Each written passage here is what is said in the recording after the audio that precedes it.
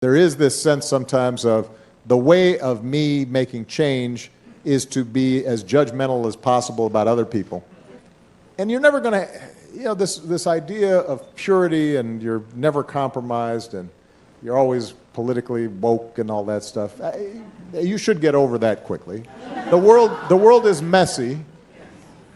There are ambiguities. Yep. People who do really good stuff have flaws. People who you are fighting may love their kids and, share certain things with you. And I think that one danger I see among young people, particularly on college campuses, Malia and I talk about this. Yara goes to school with my daughter. But I do get a sense sometimes now among certain young people, and this is accelerated by social media, there is this sense sometimes of the way of me making change is to be as judgmental as possible about other people. And that's enough. Like if I tweet or hashtag about how you didn't do something right or used the wrong verb, or then I can sit back and feel pretty good about myself because, man, you see how woke I was? I called you out. Let me get on TV, watch my show, watch Grownish. That's not activism. That's not bringing about change. If all you're doing is casting stones, you're probably not going to get that far. That's easy to do. You do to be politically correct. Instead, it's something that will benefit the organization, whatever that organization is. And the reason is that all of us have blind spots. All of us have strengths, but we also have weaknesses. We have different perspectives and different experiences. And what I found as president was that the greater mix and cross-section of people I had around me who had different perspectives, hopefully common values, but different perspectives, experiences, and strengths, the more likely it was that we would have fresh eyes and fresh approaches to problems. So if an organization starting at the top makes a determination that that's important, then the next step is to put your words into action, and that means being very intentional about it.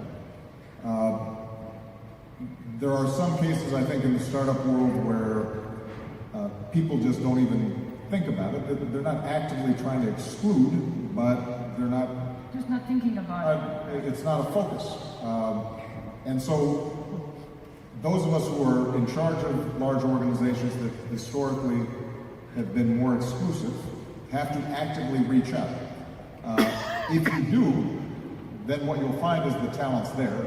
It's just that you have to work for it. Now, when it comes to tech, part of this has to start earlier. And we know, for example, that, and I speak as somebody who has two daughters, how they learn and Michelle and I talked about how when they took math classes, for example, they benefited much more from working in groups and collaboratively than just working on a problem on their own. So if we're designing our education system to ensure that we want more young women staying with STEM education, science, math, engineering, then we have to think about it. Why is it that so many young girls are dropping off early? What are the social pressures? Are we designing curriculums better so that we have that pool and those young people have confidence coming in? And then finally, you have to create a culture where it's welcoming. And I think in Silicon Valley, we still have problems. I suspect that's true in technology firms here in Europe as well. They're so disproportionately men that sometimes the culture within the organization doesn't appear as welcoming as it should be.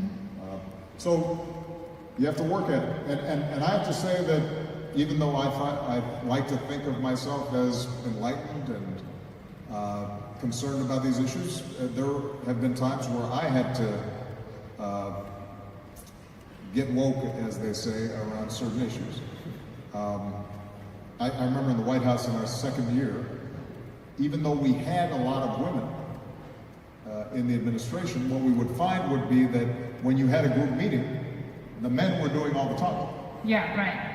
Yak, yak, yak, yak, just because men somehow think that they know what they're talking about even when they don't. So they've got